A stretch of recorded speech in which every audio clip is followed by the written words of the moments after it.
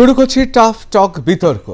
আজকে টাফ টক বিতর্কের প্রথমেই পাস্কালের কথা বলবো। বিখ্যাত এই দার্শনিক লেখক, তিনি বলতেন বিতর্কে শুধুমাত্র যদি পক্ষ আর বিপক্ষ থাকে তাহলে মহাকালের অনেক সত্য, মহাকালের অনেক প্রশ্নের উত্তর অধরা থেকে যায়।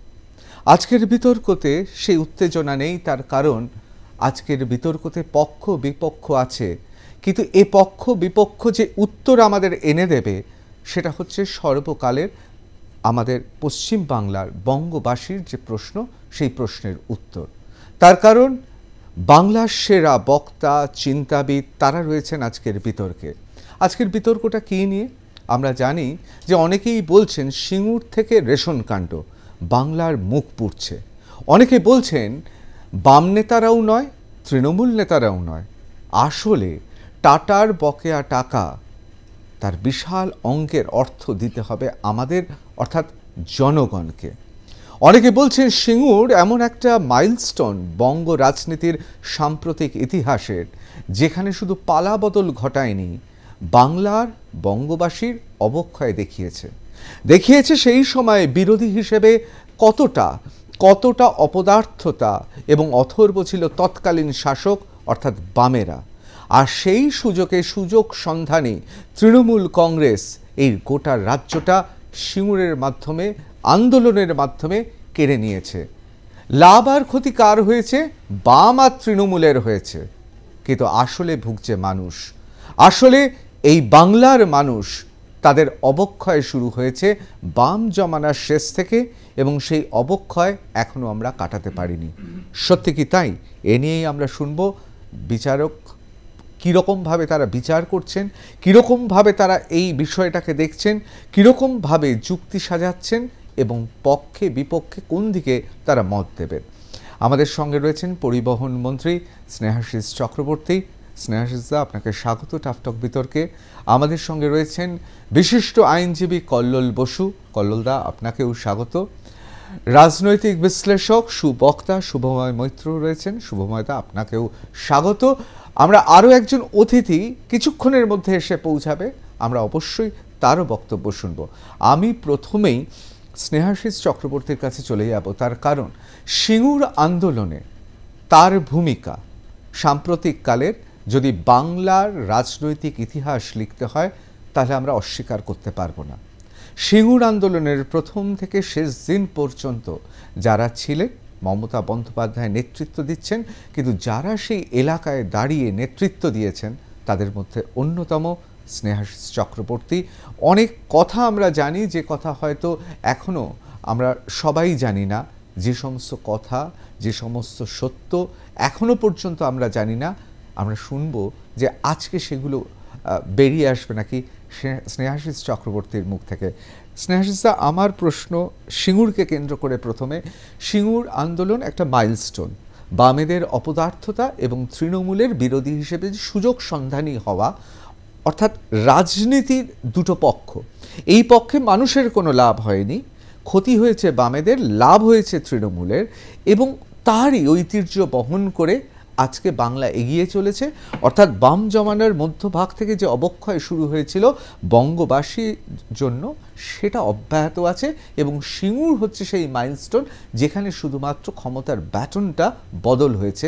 আসলে বাংলার বঙ্গবাসীর বাম জমানার অবক্ষয় এখনও রয়েছে এবং তার মাইলস্টোন সিঙ্গুর। যদি এই হিসেবে দেখি, আপনি কি হ্যাঁ বলবেন, যেহেতু আপনি সিঙ্গুর আন্দোলনের অন্যতম কারিগর? দেখুন, এই যে পালাবদলের কথা বললেন সিঙ্গুর আন্দোলনকে কেন্দ্র করে, আমি ওভাবে দেখি না। কারণ আমাদের দেশে যে গণতান্ত্রিক ব্যবস্থা আছে সেখানে মানুষের হাতেই ক্ষমতা দেয়া আছে প্রয়োজন মতো সরকার পরিবর্তনের। দীর্ঘ 34 বছর বামফ্রন্ট চালিয়েছে, তার অনেক ব্যর্থতা ছিল, অপদার্থতা ছিল, সেখান থেকে পরিবর্তন ঘটেছে এবং সেখানে সিঙ্গুর আন্দোলনের একটা বড় ভূমিকা ছিল। আমি বলে রাখি যে সিঙ্গুর আন্দোলন তৃণমূল কংগ্রেস তৈরি করেনি, কোনো আন্দোলনেরই পৃথিবীতে কেউ তৈরি করে না। ওটা সাধারণ মানুষ যন্ত্রণা থেকেই আন্দোলনের তৈরি হয়, নেতৃত্ব দেয় কেউ কেউ। তেমনি সিঙ্গুর আন্দোলনে মমতা বন্দ্যোপাধ্যায়কে নেতৃত্ব দেওয়ার জন্য সিঙ্গুরের চাষিরা তাদের ক্ষেত্রটাকে ছেড়ে দিয়েছিল, মমতা বন্দ্যোপাধ্যায় নেতৃত্ব দিয়েছেন। এখন সেই সিঙ্গুর আন্দোলন আন্দোলনের ফল কি হলো? ফল হলো যে একটা সরকারের পরিবর্তন হয়েছে, শুধু সেটা নয়, আমি তার থেকে অনেক বেশি যে আজকে ভারতবর্ষের মাটিতে জমির ওপরে 80% অধিকার প্রতিষ্ঠিত হয়েছে।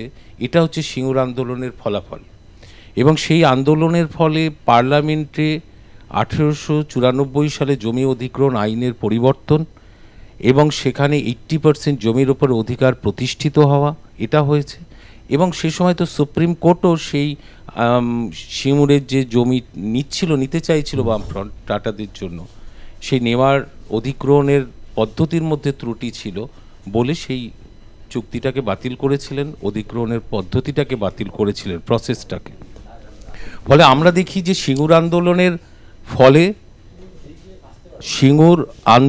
ফলে যেটা হয়েছে যে 1894 সালের অধিগ্রহণ আইনের কিছু পরিবর্তন ঘটেছে।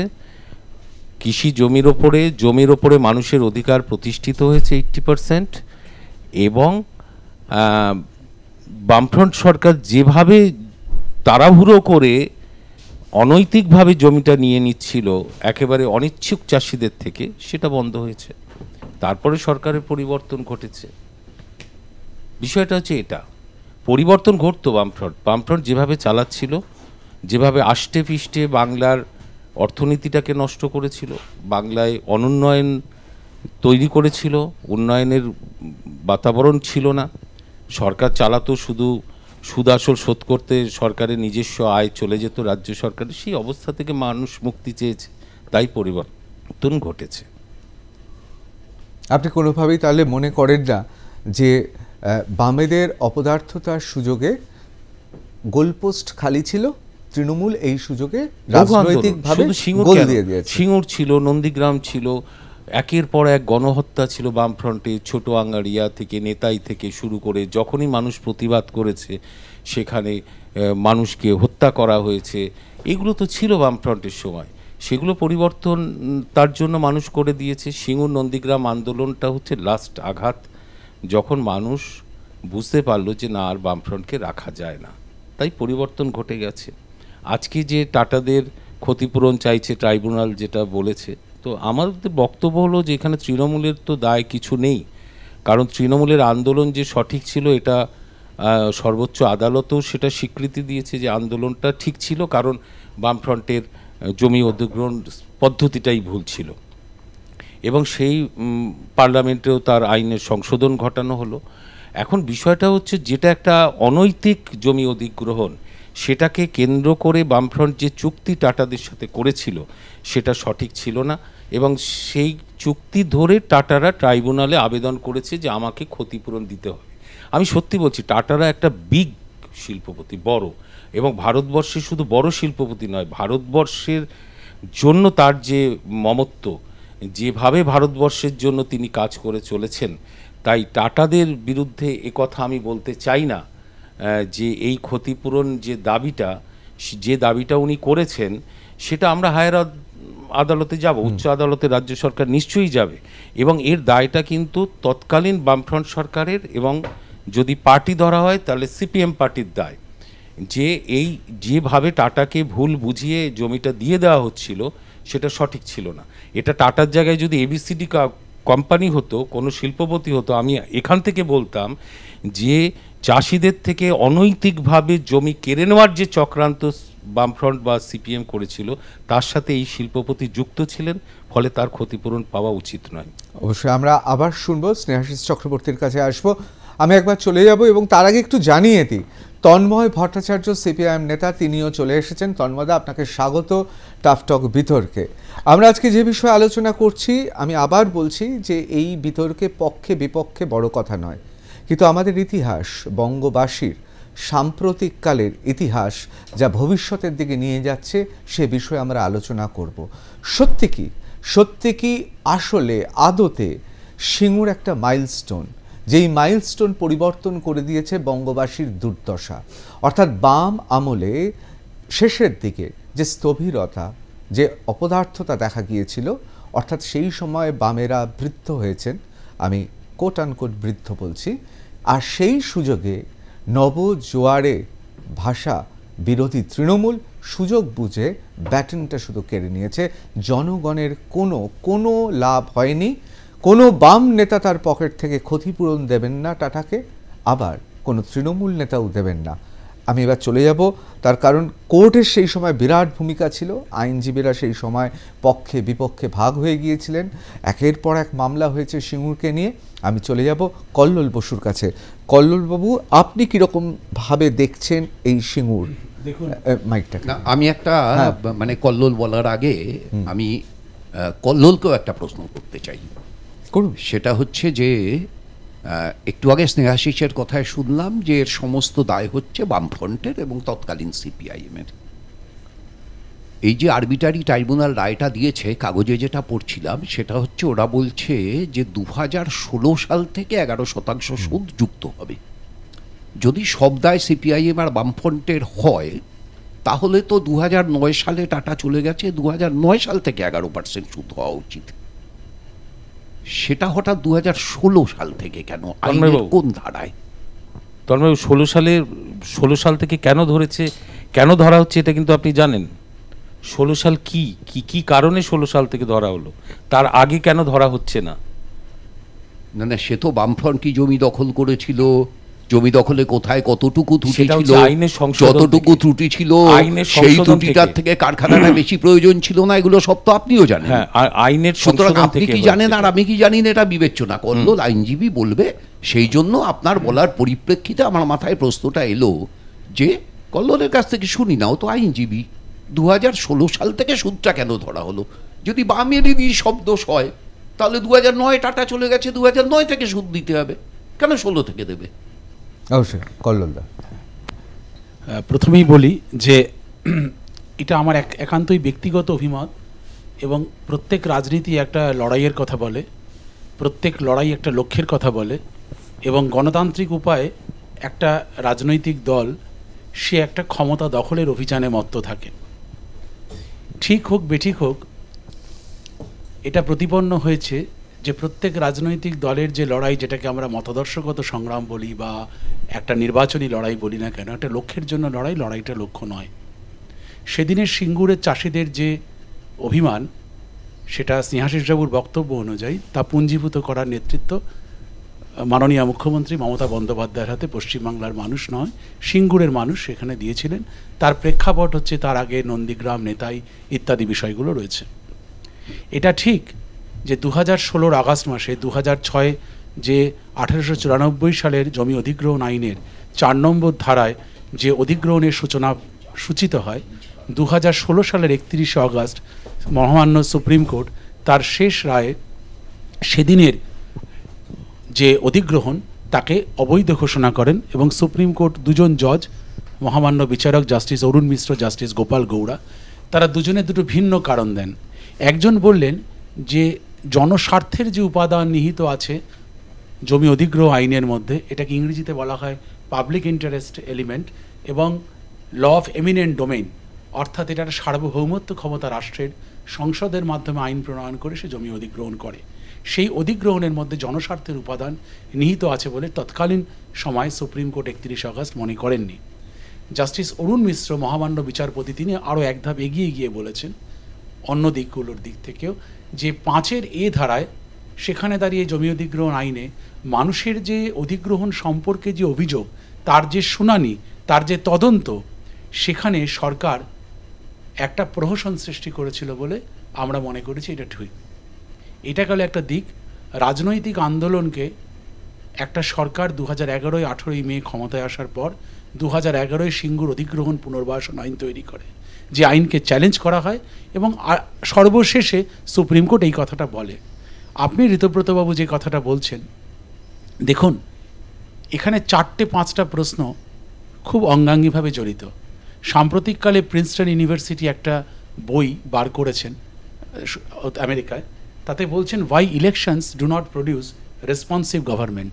নির্বাচনের গর্ভে গণতন্ত্র কি একটা সংবেদনশীল দায়িত্ববান সরকার তৈরি করে? যদি তা তৈরি করে থাকে, তার ফলাফল আমরা কি পাই? আমরা তার কি দেখলাম, কি পেলাম, কি হারালাম? কি তথ্য আমাদের সামনে আছে যার সমাহারে বা সংশ্লেষে আমরা একটা বুদ্ধিদীপ্ত বা যৌক্তিক সিদ্ধান্তে আমরা কোনো বিতর্কেই যাব না। আমরা দেখব যে মানুষের সেদিনের যে পুঞ্জীভূত ক্ষোভ, আইনের কক্ষে যে অভিমান, সে অভিমান সুপ্রিম কোর্টের ব্যাখ্যা, এবং সেই ব্যাখ্যার জন্য আমাদের সমাজের কতগুলো উন্নতি হয়েছে।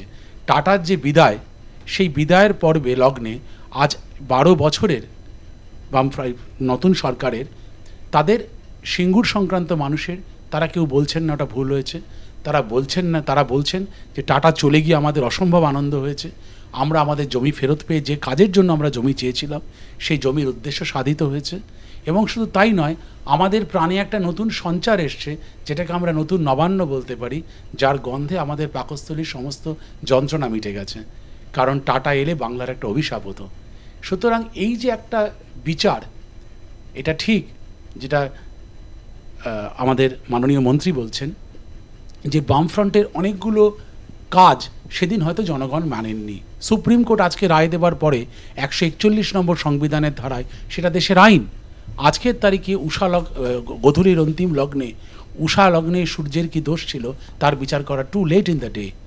সুতরাং আজকের তারিখে দাঁড়িয়ে এই রায়কে সত্য বলে আমাকে মানতে হবে, যতক্ষণ না সেই রায়কে আবার ডিভিশন আরও লার্জার বেঞ্চ সেটাকে বাতিল ঘোষণা করছে। কিন্তু সবশেষে রাজনীতি যেহেতু জীবনের প্রয়োজনে, গণতন্ত্র যেহেতু একটা যথার্থতা দাবি করে, কি যথার্থতা? ডেমোক্রেসি বলছে Princeton is the justifying political ideology of our era. তাহলে এই যে মানুষ, নাগরিক যারা ভোট দিল, তারা রাজনীতি সম্পর্কে কতটা সচেতন, তারা সেই দিন কি ভেবে ভোটটা দিয়েছিল?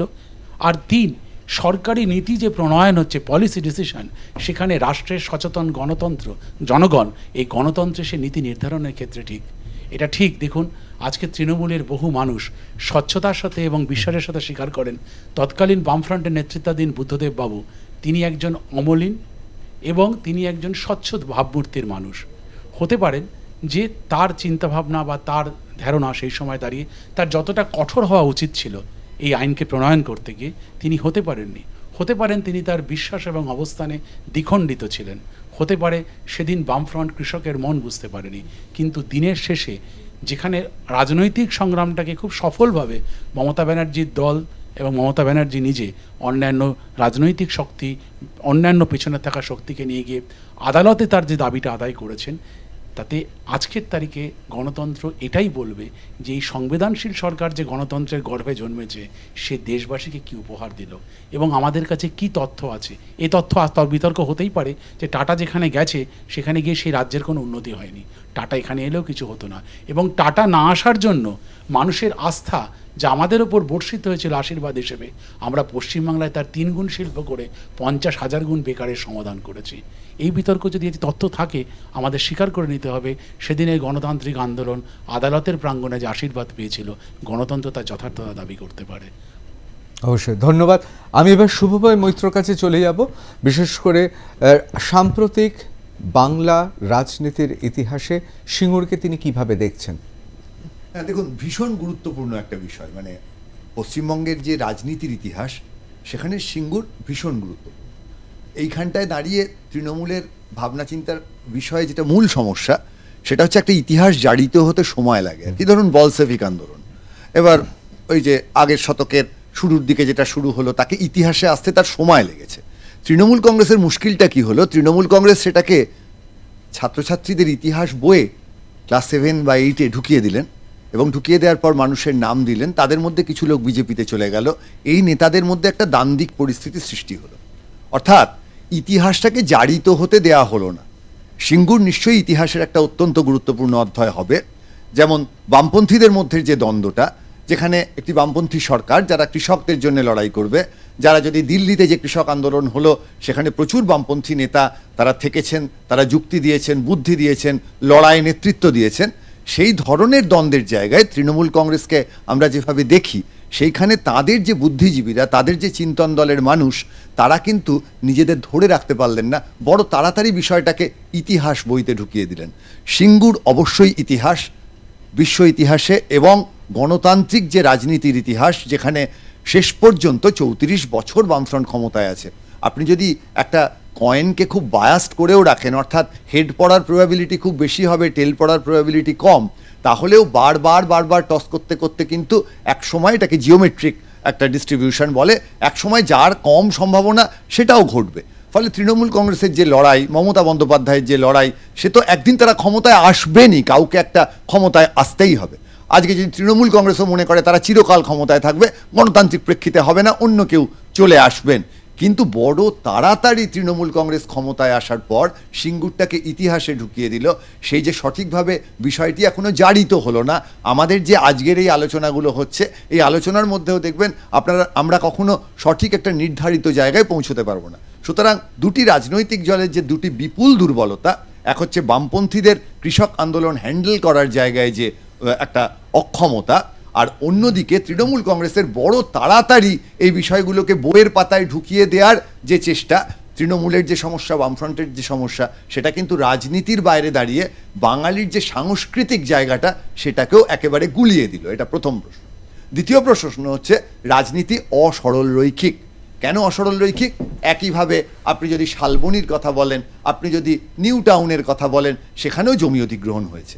পশ্চিমবঙ্গের যে ধরনের কৃষিক্ষেত্র, অর্থাৎ ছোট ছোট জমি, প্রচুর মানুষ তার মালিক, সেই জায়গায় দাঁড়িয়ে টাটার পক্ষে এসে সবারই কাছ থেকে জমি নেওয়াটা সম্ভব ছিল না। ফলে সরকারকে পার্টিসিপেট করতেই হতো। আজকে যদি তৃণমূল সরকারের আমলেও কোনো শিল্প হয়, সেখানে যদি এক লক্ষে অনেকটা জমি না পাওয়া যায়, তাহলে সরকারকে কিন্তু সেই জায়গায় দায়িত্ব নিতেই হতো। ফলে শিল্প সম্ভাবনার ক্ষেত্রে বামপন্থীদের দায়িত্ব না নিয়ে পালিয়ে যাওয়ার কোনো উপায় ছিল না। অন্যদিকে এই প্রশ্ন তো বারবার আসবে যে আমরা তো এই ভারতের রাজনীতিতে বিভিন্ন যে শব্দবন্ধ, টাটা বিড়লা, আদানি আম্বানি, এই বিষয়গুলি তো ভারতবর্ষের একটা পুঁজিবাদী রাজনীতির বিষয়, এবং বিশেষ করে 90-এর দশক থেকে কংগ্রেস যেভাবে রাজনীতিটাকে এগিয়ে নিয়ে গেল, বিলগ্নীকরণ, তার ফলে কি হলো? হ্যাঁ, দেশের কিছু উন্নতি হয়েছে কিছু সূচকে, একই সঙ্গে দেশে বড়লোক আর গরিবের মধ্যে ব্যবধানও বিপুল বেড়েছে, অর্থাৎ প্রত্যেকটি জিনিসের ভালো মন্দ থাকে। ফলে আজকে সিঙ্গুর নিয়ে আলোচনায় এই মুহূর্তে দাঁড়িয়ে যেহেতু বামপন্থীরা ক্ষমতায় নেই, তাদের সমালোচনার জন্য আমাদের পেছনে ফিরে গিয়ে সমালোচনা করতে হবে, আর যারা শাসক, সমালোচনা তো সবসময় শাসকের বিরুদ্ধেই হবে। গণতান্ত্রিক প্রেক্ষিত যে দেশে থাকবে, সে দেশে কেন্দ্রে বিজেপির বিরুদ্ধে সমালোচনা হবে, রাজ্যে তৃণমূলের বিরুদ্ধে সমালোচনা হবে। ফলে সিঙ্গুর পরবর্তী সময় পশ্চিমবঙ্গের শিল্প সম্ভাবনার ক্ষেত্রে তৃণমূল কংগ্রেসের দিকে বারবার আঙুল উঠবে যে বামপন্থীদের থেকে তারা কি খুব বেশি সফল হতে পেরেছেন? তথ্য বলছে খুব একটা নয়। সুতরাং পশ্চিমবঙ্গের যে জায়গাটা, যেখানে পশ্চিমবঙ্গের মানুষ কিভাবে কাজ পাবেন, সেখানে বেসরকারি মানুষ এসে কিভাবে জমি পাবেন, তারা বড় শিল্প কিভাবে গড়বেন, এবং একই সঙ্গে শ্রমিক কৃষকের স্বার্থ কিভাবে সুরক্ষিত হবে, এই দ্বন্দ্বের জায়গায় আমার ধারণা তৃণমূল কংগ্রেসও খুব পরিষ্কার ধারণা নিয়ে, রাজনৈতিক ভাবনা নিয়ে এগোতে পারছে, এমন ঘটনা আজকের দিনে ঘটেনি। ফলে আমার মনে হয় ব্যাপারটা এখনো একেবারেই মানে রাজনীতির থেকে ইতিহাসের জায়গায় যাওয়ার এই ক্ষেত্রটা প্রস্তুত হয়নি, এবং তৃণমূলের সবচেয়ে বড় ভুল তাকে ইতিহাস ভয়ে ঢুকিয়ে দেয়া। অবশ্যই খুব সুন্দরভাবে বোঝালেন শুভময় মৈত্র। তিনি বলছেন না, ট্রেলারটাই হচ্ছে, এখনো কিন্তু পুরো ছবিটা শেষ হয়নি, অর্থাৎ ইতিহাসে ঘটনা সম্পৃক্ত হয়ে জারিত হয়নি। অনেকগুলো প্রসঙ্গ তিনি বলেছেন, এমনকি তিনি বলেছেন এত তাড়াতাড়ি তৃণমূল সিঙ্গুরকে ইতিহাসের পাতায় ঠেলে দিয়েছে। আবার অন্যদিকে পেছন দিকে যদি আমরা দেখি, তাহলে বামেদেরও অপদার্থতার কথা তিনি অস্বীকার করেননি। এবার অবশ্যই বলবেন তন্ময় ভট্টাচার্য, কারণ বাংলার সিপিআইএমের শেষ ভদ্রলোক মুখ্যমন্ত্রী বুদ্ধদেব ভট্টাচার্য, তার সময় যে ঘটনা সিঙ্গুরে ঘটলে তাতে অনেকেই বলছেন যেখানে নরম হওয়ার কথা ছিল, অর্থাৎ নন্দীগ্রামে, সেখানে সরকার প্রশাসন গরম হয়ে উঠল, মানে মাথা গরম করে ফেলল। আর যেখানে মাথা গরম করে উঠিয়ে দেওয়ার কথা ছিল জাতীয় সড়ক থেকে, সেখানে নরম হয়ে পড়ল। আর এই অপদার্থতায় বিদায় নিল বামেরা। কি বলবেন তন্ময় ভট্টাচার্য? প্রথম কথা হচ্ছে এটা, বলেছেন যে আমরা বুদ্ধদেব ভট্টাচার্যের নেতৃত্বে আমরা সৃষ্টির গান গাইতে শুরু করেছিলাম। সিঙ্গুর ছিল পশ্চিমবাংলার শিল্পায়নের ক্ষেত্রে দীর্ঘ বন্ধাত্বের অবসানের উৎসমুখ খুলে দেওয়ার সূতিকাগার। 997 একর জমি নেওয়া হয়েছিল, তার ভিতর মাত্র 21.08 একর জমি ছিল হচ্ছে বহু ফসলি, বাকি 918.61 একর জমি ছিল এক ফসলি। এটা ঠিক, কিছু অনিচ্ছুক কৃষক ছিলেন, তাদের বোঝানোর চেষ্টা হয়েছে লাগাতার, তা সত্ত্বেও অনিচ্ছুক ছিলেন, সরকার অধিগ্রহণ করেছে এবং তাদের জন্য ক্যাম্প খুলে রাখা হয়েছিল স্থায়ীভাবে। তারা ইচ্ছা প্রকাশ করুন এবং টাকা নিয়ে যান, এটাই ছিল সরকারের অভিপ্রায়। শতাংশের বিচারে মোট এই রকম টাকা না নেওয়া মানুষের পরিমাণ ছিল, মোট যা জমি ছিল তার যা মালিক, সেই মালিকানার হিসাবে 19%। এই 19%-এর ভিতর একটা অংশের জমি ছিল লিটিগেটেড, অর্থাৎ আমার নামও মালিকানায় থাকতে পারে, কল্লোলের নামও মালিকানায় থাকতে পারে। একটা অংশের জমি ছিল যার মালিকানার দাবি স্নেহাশিসও করছে, মালিকানার দাবি শুভময় বাবুও করছেন। এর কোনটার জট কিভাবে খুলতো সেটা আইনের মধ্য দিয়ে ঠিক হতো, কিন্তু একটা অংশ নিশ্চিতভাবেই অনিচ্ছুক ছিল।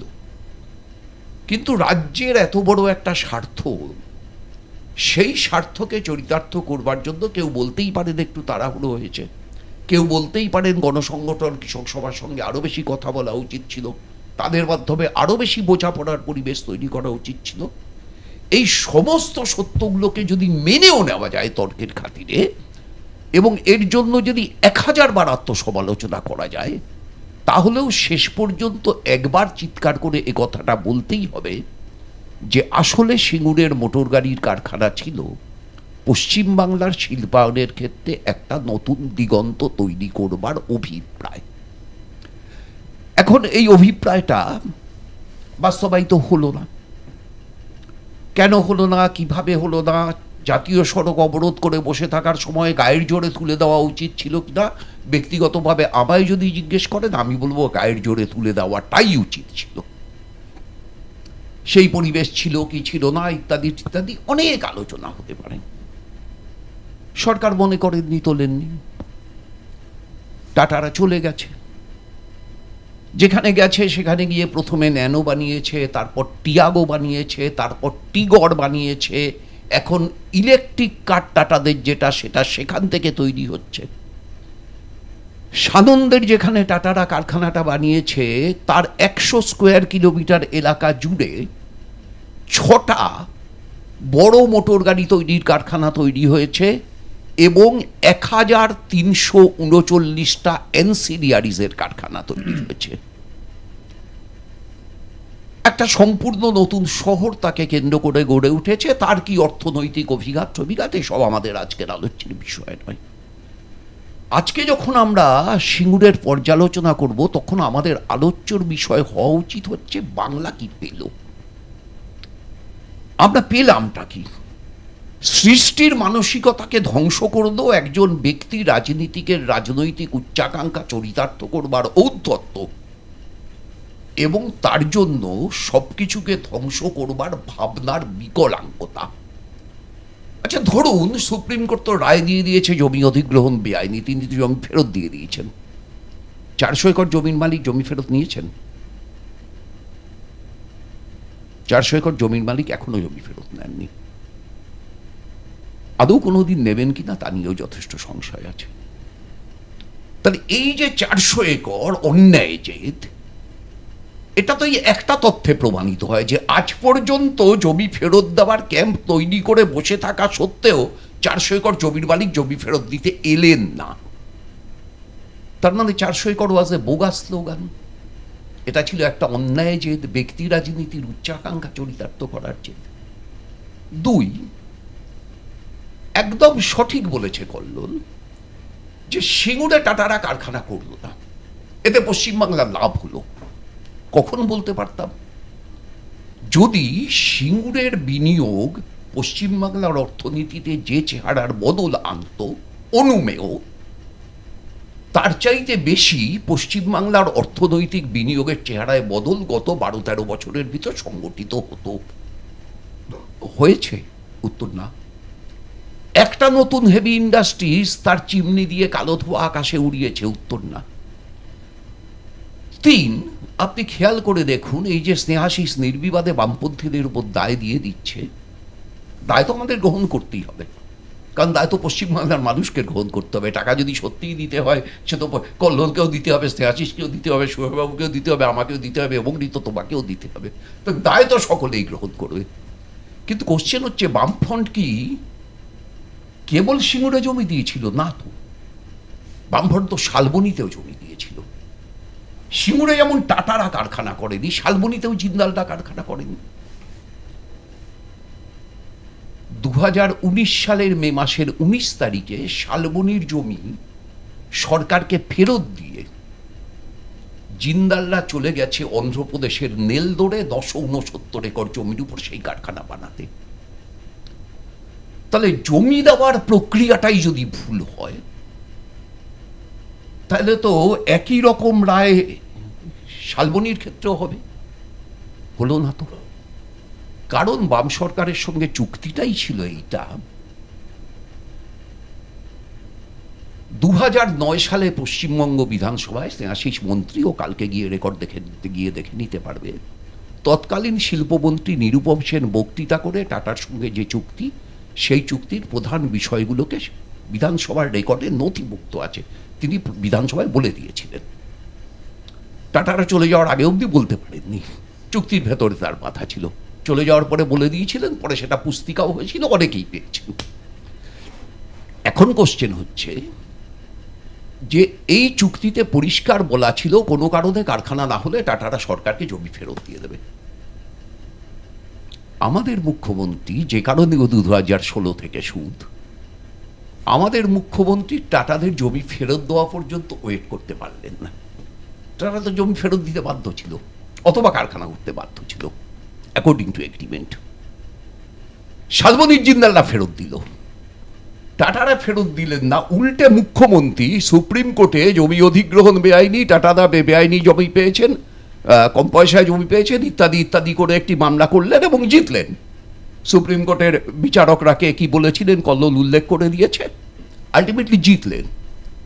অর্থাৎ টাটাদের যে ফেরত দেওয়ার দায়িত্ব, এই ফেরত দেওয়ার দায়িত্বটা অবধি অপেক্ষা না করে বুলডোজার চালিয়ে দিয়ে টাটাদের যে ইনভেস্টমেন্ট, সেই ইনভেস্টমেন্টটাকে তিনি ধ্বংস করে দিলেন। এবং তখনই টাটাদের কাছে সুযোগ তৈরি হলো, আমার যে সুপারস্ট্রাকচার ওখানে তৈরি ছিল, সেই সুপারস্ট্রাকচার বিক্রি করে আমি এই দাম পেতাম, সেই সুপারস্ট্রাকচার তুমি ভেঙেছো, তুমি আমাকে তার ক্ষতিপূরণ। অবশ্যই আমরা একটা ছোট্ট বিরতি নেব। শেষ বাক্য। এবং এইটা যে করা হলো, ওখানে তিনি সর্ষের বীজ ফেললেন, চাষবাস মুক্তবুক, এই সব অনেক গল্প হলো। এখন মাছের ভেরি হচ্ছে। কিন্তু এই কাজটা 2016 হয়েছিল বলেই ট্রাইব্যুনাল বলল 2016 থেকে 11% সুদ। মাননীয় মুখ্যমন্ত্রী 2016তেই সর্বনাশটা করে রেখেছিলেন পশ্চিমবাংলার জনগণের ঘাড়ে এই বোঝাটা চাপানোর, যেটা কিন্তু জিন্দালদের ক্ষেত্রে হয়নি। জিন্দালরা জমি ফেরত দিয়েছে। আমরা অবশ্যই স্নেহাশিস চক্রবর্তী মহাশয়ের কাছে আসবো, তিনি অবশ্যই উত্তর দেবেন। কিন্তু তন্ময় ভট্টাচার্য, শুভময় মৈত্র এবং অবশ্যই কল্লোল বসু, তারা যে প্রশ্নগুলো রেখেছেন তার উত্তর দেবেন সিঙ্গুরের সেই আন্দোলনের অন্যতম নেতৃত্বস্থানীয় এবং এখন পরিবহন মন্ত্রী তৃণমূল কংগ্রেসের স্নেহাশিস চক্রবর্তী। কিন্তু প্রশ্ন হচ্ছে, ট্রাম পুড়িয়ে বা লকডাউন, কারখানায় লকডাউন করে যে নেতিবাচক রাজনীতির মধ্যে বামেরা এসেছিলেন, আর টাটাকে টাটা করে সেই নেতিবাচক রাজনীতির মধ্যেই তৃণমূল এসছে। আমাদের কোনো আপত্তি নেই, ইতিহাসকে অস্বীকারও করব না, কোনো পক্ষেও যাব না। কিন্তু বাংলার তাহলে ভবিষ্যৎ কি? বাংলার ভবিষ্যৎ কি তাহলে চিরকাল এই থাকবে? অর্থাৎ বিভিন্ন শ্রীয়ের মাধ্যমে আমরা টাকা নেব, কিন্তু এখানে কোনো শিল্প হবে না। আর এর জন্যে দায়ী দুটি দল, বামেরা আর তৃণমূল কংগ্রেস। তাহলে বঙ্গবাসী, তাদের কি কোনো ভবিতব্য নেই? আর তাহলে রেশন শিল্প হলে, মাফ করবেন আপনারা কিন্তু রেশম ভাববেন না, আমি রেশন বলছি, রেশন শিল্প থেকে যদি তাহলে বাকিবুরদের মতো শিল্পীরা টাকা তোলে, তাহলে অন্যায় কি? আসলে বঙ্গ জীবনের অঙ্গই তো দুর্নীতি হওয়া উচিত, তাছাড়া আমাদের ভবিষ্যৎ কি? কাঠগড়ায় বাম এবং তৃণমূল। একটা ছোট্ট বিরতি নিয়ে ফিরে আসছি টাফ টক বিতর্কে।